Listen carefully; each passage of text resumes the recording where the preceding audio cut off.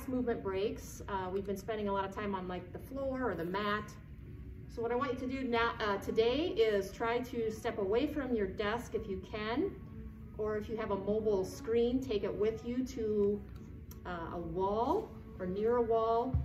Or we have a standard chair. Please do not use your office chair if it's on wheels, but we have a standard chair for a prop today. A wall, if you can get near a wall. And then if you've got like a towel roll like we usually have, we'll be using a towel roll as well. So welcome to our flex movement break. We're gonna start, and it will be both Jared and I today. Ooh. So Jared will be showing an option while I'm showing an option. So you can either pick a lower end option that's maybe better for your body, or you can pick the higher option. So you just choose. Hopefully you can see both of the options. So we're gonna get started here. So make sure you're in a space that's clear. You do not have to have shoes on. You can or cannot, it doesn't matter. But we're gonna start in more of an active movement today with and I'll have Jared just demonstrate, it's like a side lunge.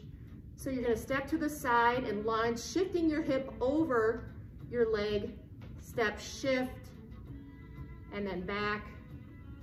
And then we'll build on to this. So if you can just start right now with a side lunge, stepping, shifting over, just at a nice, easy pace. Anyone who knows me knows that I'm not a huge fan of stretching. I like dynamic movement to get the muscles warmed up, especially if we've been sitting. And then doing some restorative poses or positions or exercises can help. Building onto this lunge, you're gonna do a half twist with that spine. So Jared's gonna reach down to that opposite foot, rotating the spine, opening the body. And again, you're just thinking about rotating that spine. And then adding on with a little more spinal twist, turning the head, allowing the eye gaze to follow that hand that's going towards the ceiling for neck rotation. Rotating nice and easy. And hopefully you're just breathing in your nose, exhaling and rotating. We're gonna change this up. So listen, I'm gonna change it to a backwards lunge. This is to actually help open up the hip joint in the front. So Jared's gonna show an active pose or position. So as he drops that knee down, he's opening that hip on the leg that's going back, and he's focusing on the posterior chain of muscles on that front leg. So that's your hamstrings, your glutes, pushing off. My left heel. So his left heel is pushing off as he steps back. Right hip opens up. And you can perform a slight pelvic tilt as you step back. Now you can either keep this movement based, or you can pause back in that position, holding that position, and just breathing, opening that hip and tilting that pelvis back to open that hip, holding with that hamstring and pushing through that heel. I'm going to show a variation of this if you have a standard chair, so a chair not on wheels. So I've got my chair back here. If this is getting a bit much for you, you can place your foot up on a chair, holding yourself with that hamstring and glute, tipping your hips back into that pelvic tilt, And then you're just gonna lean in, keeping that heel down on the floor, and that big toe and that little toe and the foot flat. And you're just gonna breathe in your nose and out. This is more what we call an inhibition stretch. So we're trying to shut off the hip flexor in the front while we stabilize on the opposite side. So if you're tired from doing your lunges, you can get in this position and you're just gonna breathe. And then nice long exhale. You can lean a little more into it. And don't forget to turn that hip or rotate that pelvis back. Be mindful of your shoulders. Are they up by your ears, or can you drop those hands down and lean into that? Coming out of it, you can change sides. Placing your opposite foot up. Now working the muscles on the right side. If your right foot is up on the chair, you're gonna tip your hips, your pelvis, as if you're dumping out your cereal bowl. You're gonna plant that heel, lean into it, opening up that hip on the opposite side, and breathing. Just dropping those arms down, as if you're gonna stick those fingers in some mud, and just breathe. Being mindful that you're not overshooting your knee over your big toe, but leaning in and just breathing into that space in the front of your hip. I usually tell people 4 to 5 breaths. Breathing in and out. Now we focused on releasing those hip flexors in the front that tend to get a lot of tightness in them from sitting. So we're going to change it a little bit. I'm going to demonstrate a hip lift. Jared will be demonstrating a bridge. We have been doing a bridge in our past movement breaks, and again, you're trying to find your glutes, your hamstrings, and then you're opening the front of those hips. Okay, so if you've been doing this bridge, it feels good to you, you can continue with this. And then lowering as like a string of pearls down to the floor. So you inhale, raising or lifting those hips, performing that pelvic tilt, opening the front of the hips, focusing on those hamstrings and those glutes, and then breathing maybe a breath or two before you descend. Now you can stay with the bridging, that's okay.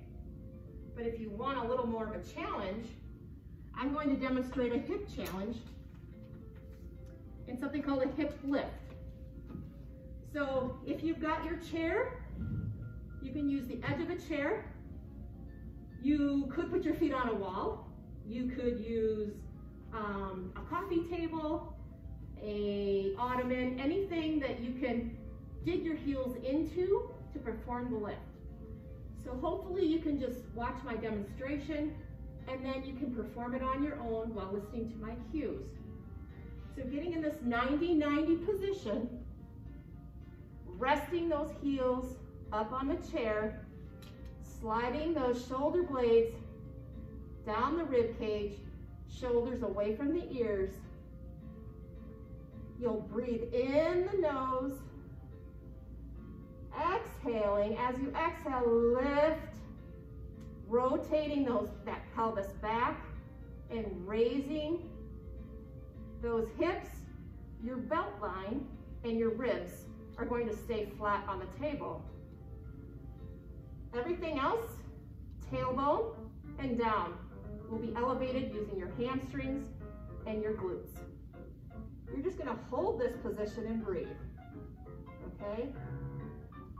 So we could start over. If you want to move on from the bridging, you can move on to this. If the bridging feels good, then you can just do the bridging. So we can start together. Breathe in your nose, filling your belly with air. Exhale and lift, tipping your cereal bowl out, engaging those glutes and hamstrings. And you're just gonna stay in this position and breathe. You're gonna actually breathe using your hamstrings and your glutes. I know it's a crazy idea, but you're going to breathe with those muscles in your nose and exhale. You're just opening everything on that spine side and breathing, giving those nerves in your back space and room to move. And you just breathe when your brain tells you to breathe. The goal is 4 to 5 breaths in the nose, out the mouth, and then on your 5th or 4th final breath, you'll exhale, returning to your mat or the floor. Okay?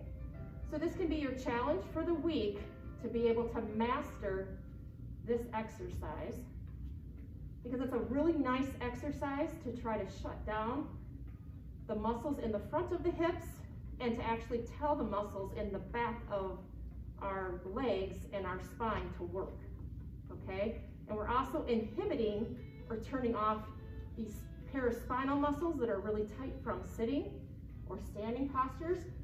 So let's do one more in the nose.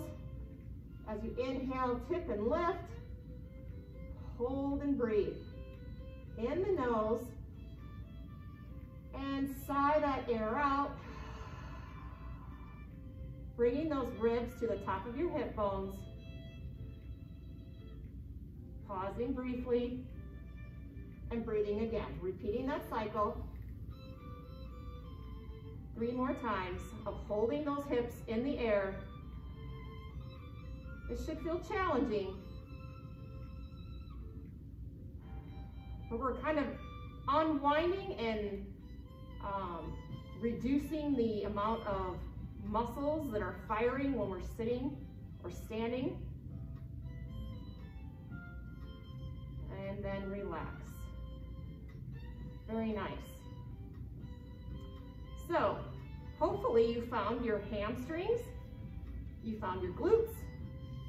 So what I'd like you to do now is you can either remain in this position with feet on your chair, ottoman, and you can rest in this 90-90 position and just perform diaphragmatic breathing. Your other option is to get into a restorative posture. So Jared is going to scoot nice and close to a wall. And he'll inhale and just kind of walk his heels up the wall. And then as he exhales, the heels just kind of slide down the wall. So hopefully you don't have shoes on. I don't want you to scuff up your nice walls, but it can be done in socks. And then you're just gonna rest in this position. And this is actually a restorative pose. So your lymphatic system, which is up here in the trunk, and then you've got part of your system down and all throughout your body. We're trying to restore and let your lymphatic system drain back to the main site. Your lymphatic system is like your garbage disposal. So it's going to take all that waste material, all the swelling, any of those things that are stuck down at your feet and your ankles and your thighs, and it's going to try to route it back up into the belly while you just breathe in this position.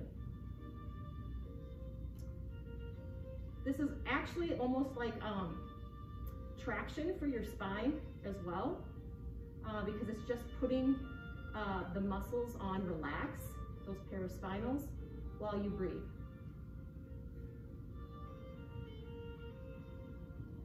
Should just be nice and relaxing.